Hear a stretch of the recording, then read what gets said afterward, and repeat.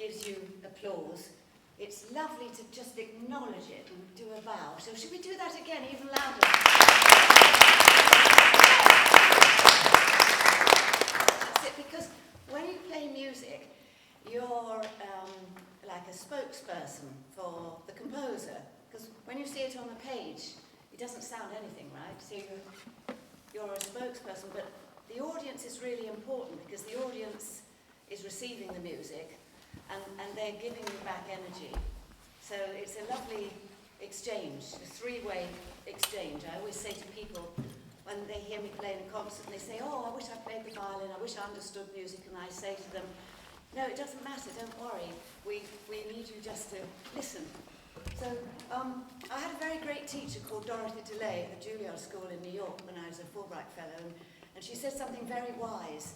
She said that if you can play something slowly and perfectly, you will be able to play it up to speed. So everything you're doing is great.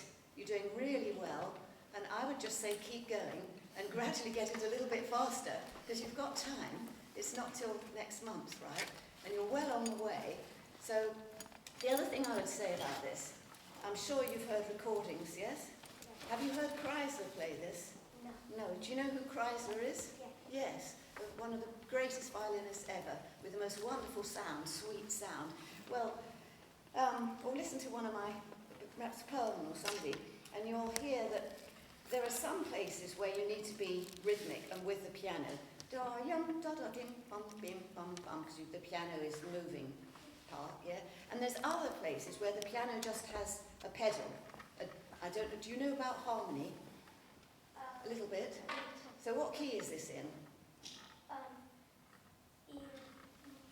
E minor. Fantastic. So the dominant, which is the fifth note, is a B, and you'll hear this B, this tremolo.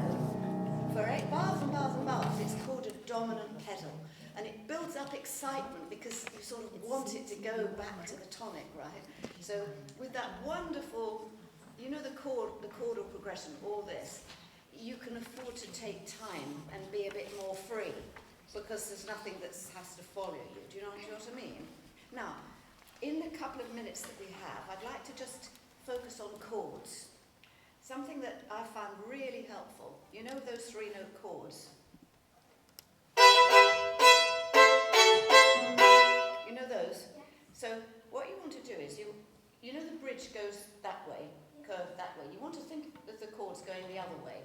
So you see the shape of the bow, it goes, the curve goes the other way. Yeah. Try to think of your bow moving that way rather than that way. Yeah? And if you aim for the middle string, yeah? So you have your bow a little bit above the string, and then obviously you need to get the left hand there first, and then move it quite fast.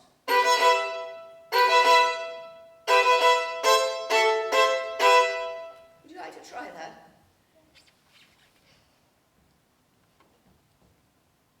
Where is it? Da da da. They're the chords. Yes. This one. Bit nearer the bridge, and then aim for the middle string, and you want to move the bow that way rather than, may I just do, instead of moving your bow that way, you want to move it that way, yeah? And aim for the middle string.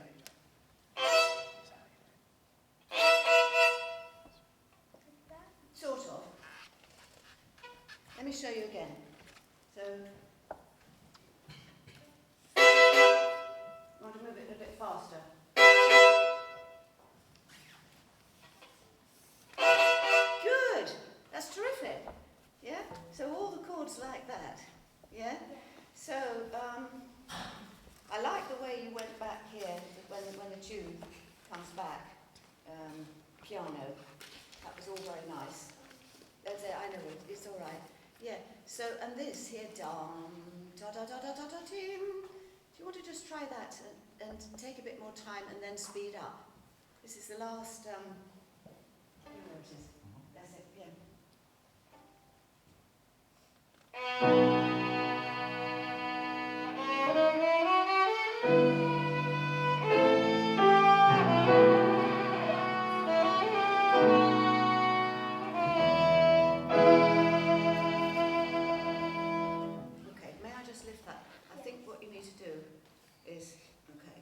Take a bit more time on that.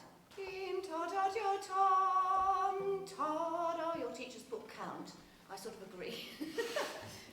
Okay. So and when you get up the G string.